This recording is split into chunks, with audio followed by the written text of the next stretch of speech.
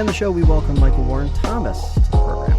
He's the host of the Savor Life radio series, which can be heard now on savorlife.com. Michael, welcome. Thanks so much for being here. Thank you. Appreciate being here and catching up with you again. It's been a while. It's actually been, I think, close to like 2 years since you've been on the program. And obviously a whole lot has changed. I guess I want to ask you first and foremost, living through the pandemic like we all are, obviously in our line of work, in the broadcast line of work, we've had to take some unusual steps, but at the same time, seems like our space has been a little more nimble to the changes that have been required. Yeah, we can operate, we can broadcast, and really we're essential form of information for people out there in the community. I wore a mask to start the show just as a reminder that people need to wear masks when they're out in public. It's not a political statement. If you want our economy to continue reopening, it's very simple. We wear masks for now, and we can continue reopening. We won't go the direction of the other states, which are, many other states are in serious trouble. They're not recognizing that masks can make the difference, and social distancing.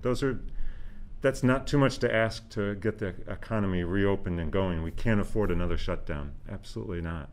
And like you said, it's not political. It's just a fact of life. I'm curious, in the space you're in, obviously the tourism heavy, especially for the Finger Lakes region, Western New York. What has that been like in terms of what you've seen and how that has sort of evolved over the last 3 to 4 months? My impression from talking to sponsors, to listeners, to the general public that I might run into, or emails that I get, is that the businesses understand the reasons to shut down, the reasons to use social distancing, to have the precaution of everyone wearing a mask that goes in a business. And I think many of them are frustrated that the general public is not willing, in some cases, to wear masks. We don't actually need 100% of people to wear masks. We need something like 80, 85, or 90%. So the occasional person who isn't going to cause infection rate to spike. But there's also social pressure. If more people are wearing masks, other people are likely to do it more often. And so the tourism businesses that right now are excited about reopening. They've got, this is what they do. This is the reason they got in the business. They like hospitality. They like welcoming people from around the country, around the world, showing off what we have in the Finger Lakes. Just like restaurants, they love hospitality, and they haven't been able to do it for a couple of months, or not very much of it. So there's a lot of excitement, but also customers and staff and businesses, everyone gets frustrated at times that things aren't the way they used to be, that they can't do this, they can't do that. And so we need to have patience, empathy. We need to,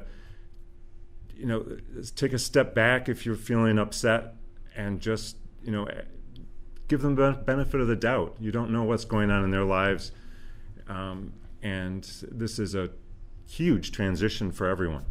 Yeah, and I think, having had a lot of these conversations, it comes back to this. Like, if everybody wears a mask now, you won't have to a year from now.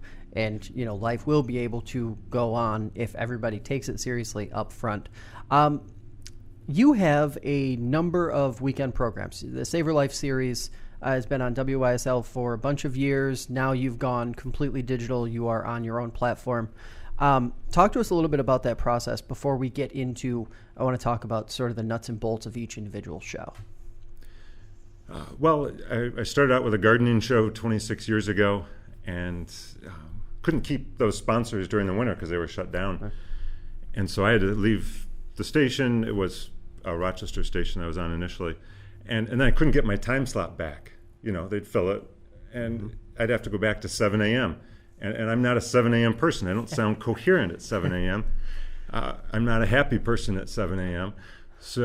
But eventually other shows would drop, and I'd move back up to 9 a.m., which was reasonable and seemed logical for a gardening show. But then I heard a food show in Boston, and Pat Whitley, I think he was still doing it. He must be 95. And I thought, I could do that here in Rochester in the Finger Lakes. I don't know how to cook, but I knew a lot of chefs. And so that started this idea of a group of shows, which is more, I had an antique show for a time. I had a Toronto, Ontario wine region show in the mix. But right now it's gardening, food, Finger Lakes, and wine. And I wanted enough hours so that it would be more than just 1 hour, I guess, on Sundays. So I did 2 hours of wine on Sundays previously. And now that I'm on my own, literally, on the website, the length of the shows will vary probably a lot more. Creatively, does that give you a little more leeway to sort of take things different directions if you so choose? I guess so, maybe in terms of length of interviews or things like that. But no, at the station, I had plenty of leeway to, in fact, some listener posted on their webs or their Facebook that I was ranting about the environment. And I'll own that totally, because right now we're seeing the effects of not believing in science happen quickly with a pandemic. But those same things are same ramifications hold for environmental science, and that's going to play out over decades instead of months. So, but I could generally say what I wanted to on the radio. I didn't leave because I couldn't say what I wanted to do. I left the station because I didn't believe in what they were posting on Facebook, and I have been worried for a while about the kinds of political ads that might air before, after, maybe even in between my shows, with the divisiveness of the upcoming election. Mm-hmm. And to that end, obviously, there's been plenty said on Facebook. You've had to release a couple statements yourself about that decision to pull your shows from WYSL. Walk us through what that sort of thought process was for you, and then how you approached it so that you were able to, on the other side of it, be able to refocus yourself again on the content that you're creating on a weekly basis. Well, it partly started by an email from the station to a number of the hosts on the station about some events that were coming up, and I questioned that and said I was also worried about that. Caused me to look at their Facebook page, which I hadn't done before at all. I didn't even know they had one, and I think it was kind of a new strategy to start posting on Facebook, and they hired someone to do it for them. And I found the posts very upsetting. It was more like a repeater for right-wing conspiracy theories, which I really didn't want to be associated with. And so I gave the station 8 weeks notice, said, and I was on a month-to-month contract, so I was giving them extra time so they could transition, and said that, but I'd be willing to leave earlier, especially if you don't change what you're posting to Facebook. And they said, fine, you can leave now. So I didn't get a final show, which ironically also happened to me at the Rochester station, except that was just, they were just mad I was leaving the station. So they canceled the show I'd paid for and then wouldn't refund me the money. That was 19 years ago. So this probably happens a lot in radio, because executives worry about what hosts or people might say in their final show, I guess. So that was fine. I wanted to be away from the station. I was worried about what they would be posting in the future. Great. And a friend of mine, Chris Clemens from exploringupstate.com, and also does a lot on Instagram, a few months ago had offered to redo my website, which was vintage, to say the least, but effective, but vintage. And so luckily we had that up and running, and that makes it easier for me to post my shows and operate on the web. And now that you're on the other side of this and you're on your own platform, you have that control again. You're being able to sort of focus on what you want to focus on in terms of how you want to shape the shows moving forward, whether it be duration, length, whatever the case may be. let's get into the shows themselves and what they are and how they work. You've got 4: Naturally Green, For the Love of Food, Discover the Finger Lakes, and The Grapevine. Is that correct? Okay. Yes. Naturally Green is the gardening show, correct? Okay, so let's start there. Is that the oldest show, and what does the average listener get out of that program on a week-to-week basis? Yeah, that was what I started with. I was inspired by Doc and Katie Abraham, who were on Rochester Radio for 52 years. I only made it halfway there at 26 years. But the gardening show is something I have the most expertise in.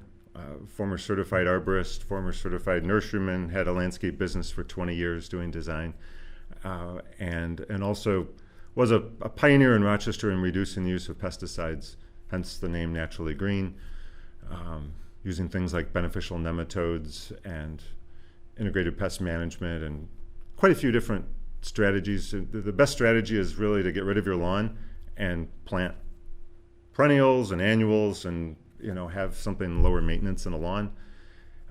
But for the show, talk a little bit about, well, actually, up until the rainstorms recently, I was talking a lot about pleading with people to water. People don't realize how dry things were. And so I do some pleading for watering. I do some pleading to wear masks and socially distance.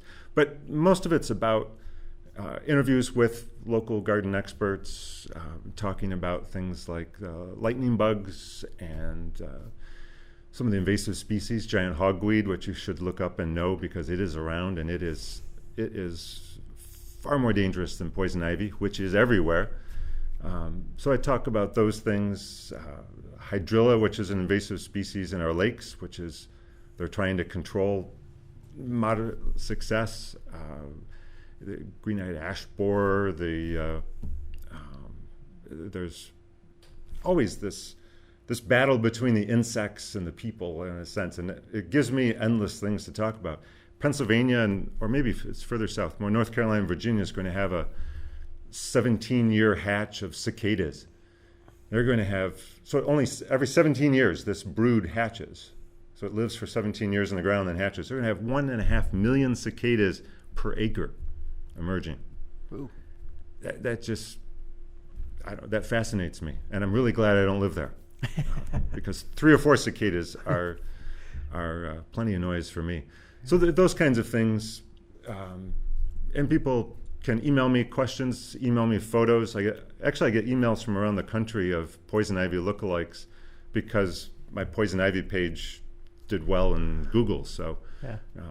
It's been a fun show to do, but I like the food show that follows that is, as well as the wine show and the Finger Lakes, they all work together. I mean, if you want to grow your own food, you're going to be gardening, and you should grow some of your own food, maybe just some cherry tomatoes.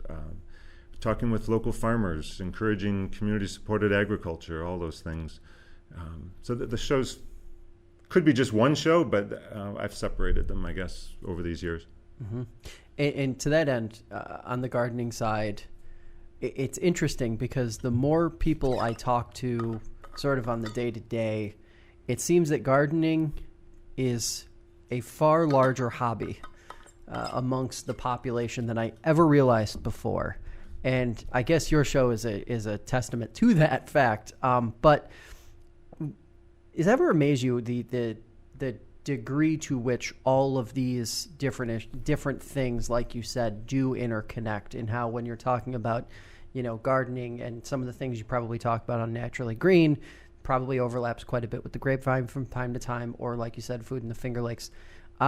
So when you're going through that process, how do you parse out who you're having where or what you're talking about where, given the fact that all of the shows are sort of airing at different times or have historically aired at different times? Yeah, well, they end up blending a little bit. Mm-hmm. So on the if I don't talk about strawberries on the gardening show, I'll maybe talk about them on the food show. And one of the things that gets people to appreciate food more is trying to grow it themselves, because then they realize that the robins and the squirrels all come and eat your strawberries, that they love blueberries, that there's leaf miners that get into your Swiss chard, and the rabbits get into your kale and your Swiss chard and your lettuce, and they eat everything. And then the pests, and then maybe some hail, and then it's too dry. So I think when people start to garden more, they appreciate where their food comes from more. And also hopefully start noticing the environment more, noticing nature, connecting a little more with nature, appreciating the butterfly that lands on the flower, or the caterpillar that they were mad about eating their parsley until they realize it turns into a black swallowtail. Then it's like, well, yeah, have the parsley. Great. You don't have 1,000 of them. Mm-hmm. 1,000 of those caterpillars, although they do have a big gypsy moth outbreak in Ontario County right now, defoliating entire forests. That's kind of... So some of this getting to know nature can be scary too. Mm-hmm. But again, if you grow your own food, it's inevitable that you'll be more connected with when it rains and nature, and also appreciate how hard the farmers work to bring us food. Well, and every year now it seems we're talking about different sort of climate geared stories, whether it be extended period of no rainfall, or a very rainy spring like we had last year, and it does seem to vary year to year. But does your show in some way provide a little bit of a sort of like the background in a lot of these headlines that we see from time to time about these different climate related or weather related issues, especially on the gardening front, when you're talking to all these people who are probably living a lot of the problems generated by the climate and the weather issues every single day? And in some ways, actually, up until the shutdown, I think it was almost the opposite, that people were working in offices and they just weren't connected to what was happening outside. And so they'd see a thunderstorm in the forecast, and they would go home, and maybe the ground was a little wet or something. They're like, yeah, we're good. It rained. And the truth was the thunderstorm missed them, and they got a quick shower, and the plants are just as thirsty as they were before. So I think a lot of people are disconnected from nature because of their work. And if you work until 5, 6 o'clock, maybe 7 or 8, you're going home when it's dark. That makes you less connected to nature too. So I hope my shows, all of them, and Discover the Finger Lakes, we talk about all the waterfalls, the natural beauty of the Finger Lakes. I hope all of them connect people with nature, and that we value it more. If we value it more, we make different decisions about what we're doing in terms of energy or pollution, those things. For the love of food, I want to talk about that, because there's, over the last decade or so, been a real shift in terms of economy. And a lot of local economies are almost being built around food scenes now. Of course, we see that in places like Rochester. But now even, a city like Geneva has experienced something of a boom that, maybe 15 or 20 years ago wouldn't have really been something that many folks thought was on the horizon. Living through that, watching that change, especially with as long as you've been on the radio, seeing these communities grow up in this way, what has that been like? It feels fast, but it's been kind of slow too, I guess. It's exciting to see the small businesses prosper, and this really, I think one of the first businesses to launch this in Geneva was Normal Bread, which has not been open for quite a few years, but was a huge part of the start of this, of helping to convince other businesses. Red Dove Tavern also. And now Microclimate, they've been around for quite a while now, but that helped to launch Linden Street, really, and Left Bank as an event center, and then FLX Table coming, and all these pieces are individual businesses making decisions. It's, as much as economic development is helpful and a good thing, often it's these individual decisions that you have confidence in the Red Dove Tavern is going to be there. They're going to be an anchor that you want to be near them. And so you open a business that complements them maybe. I mean, Microclimate didn't compete with Red Dove Tavern. And so momentum builds until you get to a point of critical mass, and then things just start moving faster into that center. And Geneva, in some ways, it's the politicians getting out of the way and allowing them to shut down Linden Street for a couple nights a week so that it can be a different scene. The politicians play a key role, obviously, and economic development does, but I really love the fact that so much of this is being driven by small businesses. And the shutdown period then has a ripple effect, because if the restaurants aren't open, the farmers don't have anyone to sell to. And so that hurts the wider economy of the region. And so it's important, as we're coming out of the shutdown, to go in search of the farmers markets. The farmers go in search of, if you don't feel comfortable in a restaurant at this point, get takeout, get a few extra dishes so you can freeze some. But most of the farmers markets are outdoors. That's very helpful. Wear a mask. The farm markets, we need to step up and support this local food system so that it's around in the long run and continues to prosper. There are other small communities like Geneva. Perry is one, just a fascinating small town with New York State Puppet Festival and Shake on the Lake, and now they have a brewery and a creamery, and this is a very small town. Again, small businesses working off of each other in collaboration with each other. And that's really happening in some ways all over the Finger Lakes region. It truly is an exciting time. We just got to get through this pandemic by wearing masks, and again, so that we can stay on a reopening trajectory and not go backwards. And it's interesting you mentioned Perry and how this is sort of being duplicated in different communities, because we heard earlier this year Canandaigua was essentially considering the same thing, to sort of using Linden Street as a model and work toward creating this walkable center space.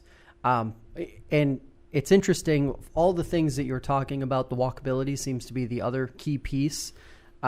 Is that something that you're seeing be more engaged with throughout a lot of these communities, where you're talking to different folks from these different, whether it be the gardening space or the food space or the wine space, desiring these communities that are more reachable by foot, as opposed to having to get in the car and go? Yes, I guess to some degree. Ironically, in a previous lifetime, 35 years ago, something like that, I worked at the Center for Governmental Research in Rochester, and one of the first studies that I did with them, still around, still doing great, founded by George Eastman as a non-profit watchdog of government. And one of the first studies I did was on downtown redevelopment, which included Ithaca, Denver, Colorado, a few others, that had created these walkable areas. In the case of Ithaca, they tore down some buildings to do it, and my own community where I grew up, Rome, New York, tore down a bunch of old buildings to do economic development, and new buildings which are now been torn down, some of them, and many of them are vacant. So there's a need to appreciate the architecture that we have and the infrastructure that we have. And so this example of Linden Street doesn't involve taking buildings down and doing things like that. It's putting lights over the street and shutting it off for hours at a time on the weekend. And in the case of Perry, they have a farmer's market right downtown, in a parking lot that's on the downtown, and they have a chalk art festival in the summer there that's really amazing. But again, they're not they're using their existing infrastructure. They're not just tearing stuff down to make things more walkable. I think the walkability that strikes me are the paths, the trails that are starting to link our community. And so they've been doing construction various points along the Erie Canal Trail to create this statewide trail, which is fantastic. There's the Finger Lakes Trail that goes south of the Finger Lakes, but also comes up into the Finger Lakes. And Perry is actually connected to that. They've been doing work on their part of the trail. So, I don't see the walkability as much in terms of construction downtown and cities and things, as much as trying to use these trails to connect us by bicycle, by walking, by canoe, by all sorts of forms that are often not cars. Mm-hmm. And by the way, I do want to mention the Solar Village in Geneva is like one of the coolest things that I've seen. And in terms of walkability, you can walk up through the tunnel to the water. Yeah. You can walk to downtown. It's essentially off the grid. And this is one of the leading examples in the United States. We sort of take it for granted here, but this is a super cool project in Geneva. So that's also adding, I guess, and focused on walkability because of where they chose to site it. They could have sited it outside of town, but they found this spot right in downtown Geneva. When it comes to Discover the Finger Lakes, I'm sure to some degree all of your shows are a discovery because you're having conversations with people from different walks of life and such. But when you think back to, say, the last 5 years or so, what are a couple of the things that really stand out to you that you personally discovered through your various shows, not just Discover the Finger Lakes, but all of them, that have stuck with you over the years? Well, I would say, first of all, is that I hope people run for office in the small towns and villages around the Finger Lakes. And this is not a Democrat, Republican, whatever. It's not a political statement. It's the idea that small towns and villages, the votes that they take have implications for the entire county. And Finger Lakes 1 has been at the forefront of being at these town meetings and filming them, making them available so people can see them. And it's sort of awareness is important. And it's not a political statement. It's let's show people what's happening. If they want to get involved, great. If they want to run for office, great. But for too long, the decisions that smaller towns, and Barrington is one example over on Keuka Lake, which had all kinds of issues. Reading, with their non-vote on gas storage. We've got, of course, Seneca Falls and Waterloo with the landfill, which again, these are relatively small villages, and I think for a long time, and maybe it's just me, but I didn't pay attention to what was happening in these villages, and the votes that they've taken have Romulus with the trash incinerator that was proposed. That over the last 5-6 years has really struck me about our region, and I know a number of people, not because of me and just maybe spending time in the community. I know a number of people who have run for office who probably never considered it before, in both parties, and I think that's a great thing. We need people to get involved in voting this November at all levels of government, and that has huge implications for the future of our entire region. Because what happens, I mean, it's people say this, but we don't see it in action until you run into these situations with landfills and trash incinerators and gas storage, et cetera. Small places count tremendously. We need to pay attention to them. We need to help them. A lot of this is because people want jobs. That's understandable. We need to figure out ways to grow ourselves as a region and not and think about it that way, I guess. So that wasn't the answer you were looking for, I think, but that's what has struck me more than anything in the last 5-6 years, is that small towns are crucial for the future of the region, and they're also fascinating places. Go off the beaten track and drive through. Don't take the thruway, which I did today because I was running late. Go through Clifton Springs and Phelps. Yeah. Great little villages. Stop and get ice cream. Visit an antique shop. There are all of these cool places that we tend to miss because we're in a hurry and we take the fastest route, or the route we always take. Mm-hmm. And if people start going off into these small towns around the region, there was one, I drove by a sign for Eagle Bay. I've lived in the Finger Lakes in Rochester for 30 years, more than that. I'd never heard of Eagle Bay. And it's over by Medina, maybe not Finger Lakes, but close to it. So I'm still I'm looking for these things, and have been for decades, and I'm still finding cool new places, which is, I love hearing about those from my listeners. I had one of my listeners email me about Mill Creek Cafe in Honeyway, mm-hmm. which is not Honeyway Falls, it's Honeyway, and then Sandy Bottom Park that's right nearby, which is fairly close. So I've never heard of either. I'll go visit them this summer. There's so much here, and with people maybe not wanting to travel to other states right now because of the infection rates in other states, might not be a good time to travel to Florida or Arizona or Texas. Let's discover what we have right here, because there's some fascinating places. I am so glad you brought that up, because that was one of the things I wanted to talk to you about. Given all of the restrictions that we have on travel outside of New York State, and this is obviously the last time Chris Clemens was on of Exploring Upstate was on this show, we talked about this fact that there are so many places to go experience, not just sort of on like the day trip side, but if you want to spend 3, 4, 5, 6, 7 days, there are places that you can go that are literally within like probably an hour to 2 ride, and it's a different world.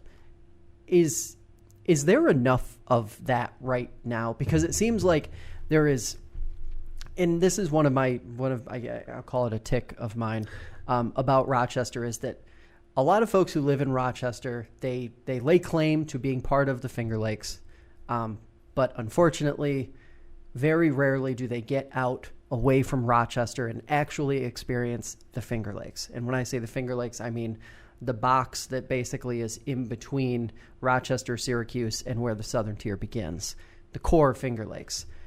Your shows are tapping into this all the time. Is there any level of just desire to get more people that message, to let them know that like there are all these things you can go do them. Don't just stay home this weekend because you can't take your trip to Myrtle Beach like you wanted to. Go to the edge of the Southern Tier, go into the Southern Tier, go into the Finger Lakes, go into some of these more recessed places, and experience all the things that they have. Yeah, and in a normal year, you couldn't get a room at the Inn at Glenora. They're booked usually, pretty much like a month ago through October, and you couldn't get in. But because the shutdown and reopening has started, they have rooms.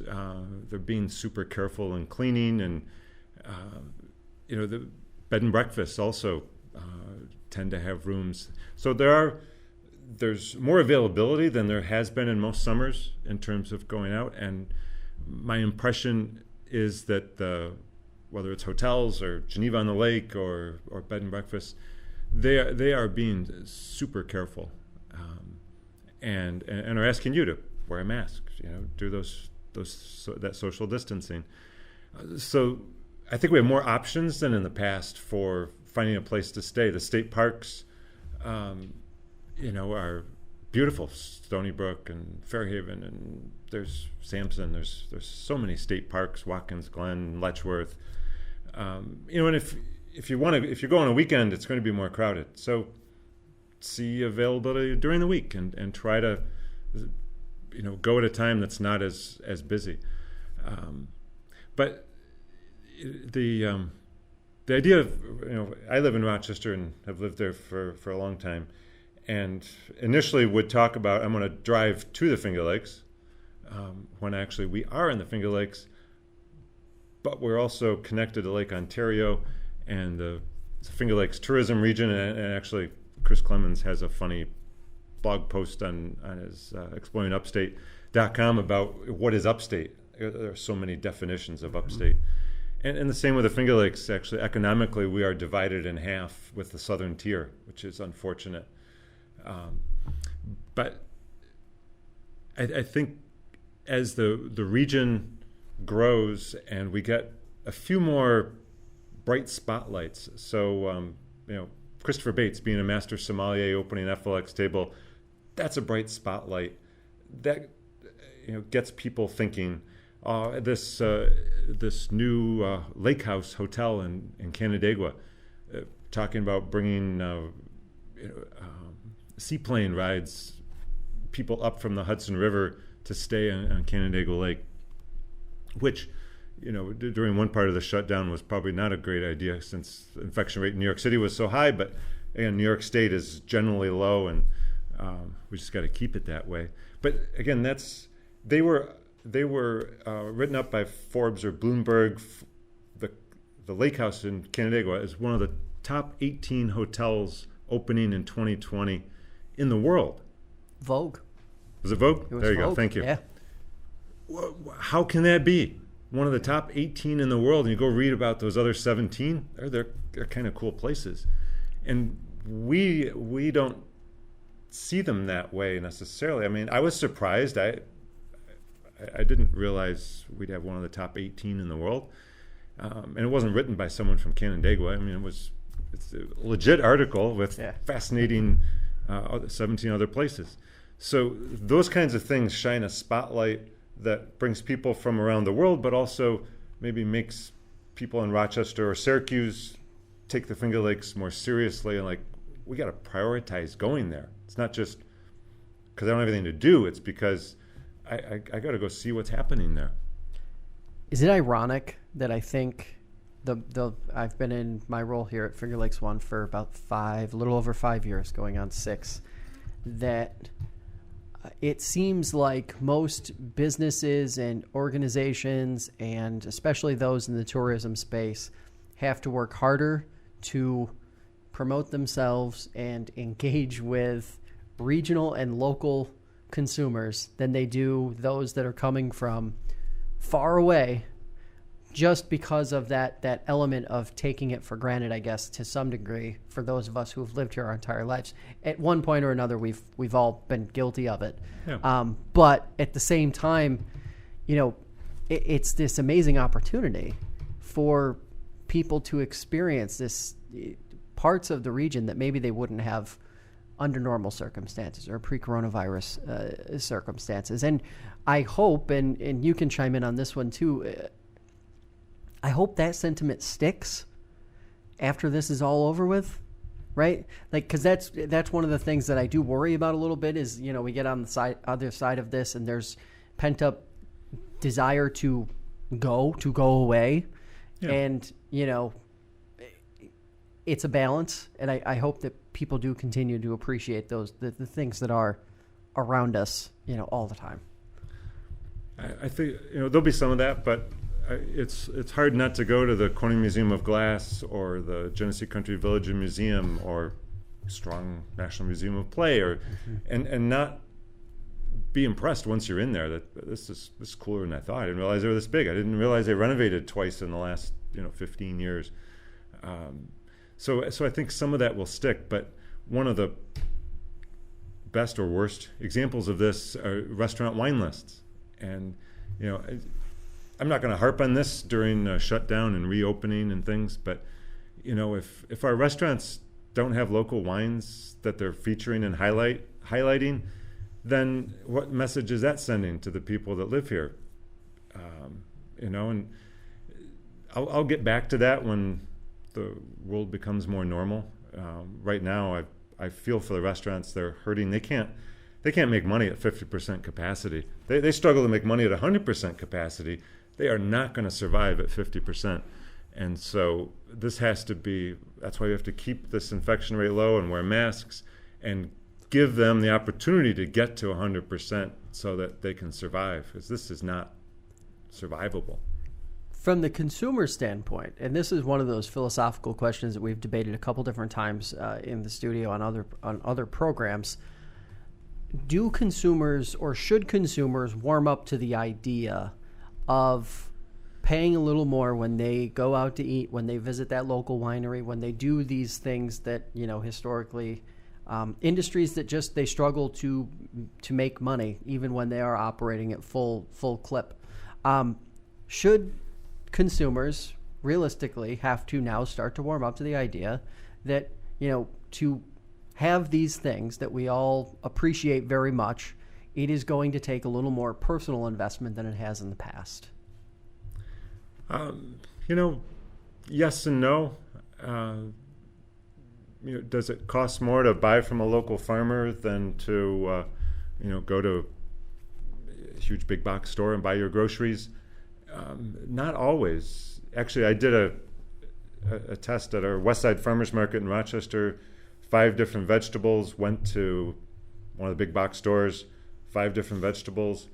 Several were less at our farmers market than the big box store, partly because the big box store was using one of them as a loss leader. It was really cheap, but the other ones weren't really cheap. Yeah. So there's games being played, and we need to be aware of them and realize that buying local is not always more expensive. But similarly, it's what you do then. You can buy local foods and do a little more of your own cooking, which is less expensive.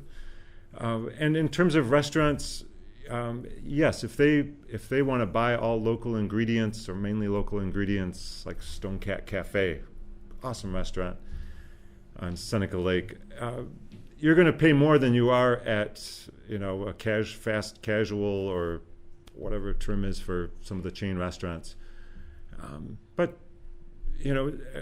I would do that and maybe eat there a little less often and have my peanut butter sandwiches, more often. So we make decisions every day about how much we spend on things, and I don't think we have to necessarily spend more. We need to spend more wisely, maybe. And if you can afford to support local businesses more often, every dollar you spend is a vote. You can vote for local, you can vote for elsewhere, but change that percentage to spend more locally. It can be deceiving. What is more expensive? So, let's take a restaurant as an example. Do you go and you get an appetizer and an entree and a dessert? Or do you go and get 3 appetizers, which is what I've done many times. I'm spending less. I don't need the full entree. It's too much food anyway, often. And I want to taste more things. Yeah. And then I'll get an ice cream at a local shop along the way. Livingston County has their ice cream cone trail now, 16 different stops on that trail, mainly Livingston County, a couple on the edges. But again, it's how we spend our money. So I spend less at restaurants than most people. I taste more different things because of how I order, and I don't consume quite as much food, which is probably a good thing. As someone who eats out quite a bit, I would say that is a good thing. My last question I've been throwing at everybody who comes in, or everybody that I've interviewed throughout the pandemic.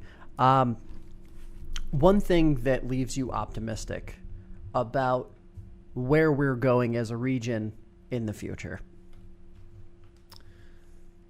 I think we're appreciating the natural beauty of our region more, and the need to protect it, because in the long run, that's going to drive a lot of the reasons why people come here and stay here and come back here and invest here. And that includes the farmland, the vineyards. That I include that when I say natural beauty, not just the waterfalls or the gorges. But I feel optimistic because we have these great resources, and we're just beginning to learn to protect them and grow them and invest in them, and that's I think unstoppable, really, at this point. The region is a world-class wine region that it is unstoppable. At this point, we've reached a critical mass, and we got to survive the pandemic. We got to keep the infection rate low and wear masks when you're within 6 feet of people. Josh and I are more than 6 feet apart, and appreciate your care in the studio, and also the local nature of what Finger Lakes One does. That's I never had aspirations to be a national radio show host because I like my local sponsors. I like the local small businesses, and that's what you bring to the community, and not just audio, but on video too, as well as online. Yeah, it's appreciate hearing that, and we're all in this thing together. We're all wearing masks together, and we're all working to keep the progress that New York State has achieved so far well into the future. SavorLife.com is the website, correct? It's not Save Your Life, although it could help your life. It's Savor Life. Yeah. Yes. And then you're still on the old schedule, right? New episodes are still coming out the same time as they had while you were on the radio, correct? Yeah, it's just not live at this point. Might be at some point, but I like radio. As you can tell from my hair. Today, this is COVID hair. I usually have it cut much shorter, but I like radio. I like the audio on the internet only, and not doing FaceTime movies and things. But who knows what will happen. All right, appreciate the time, Michael. As always. Thank you. Appreciate it. Inside the Finger Lakes is a production of FingerLakes1.com digital media. The show is available on Spotify, Apple Podcasts, and wherever you listen to shows like this one. It's hosted by me, Josh Durso, and if you want to hear archived episodes, visit InsideTheFLX.com. If you have an idea for a show, email it to josh@FingerLakes1.com or follow me on Twitter @FLXJosh, where we keep the conversation going all week long. Thanks for listening, and I'll see you back here next week.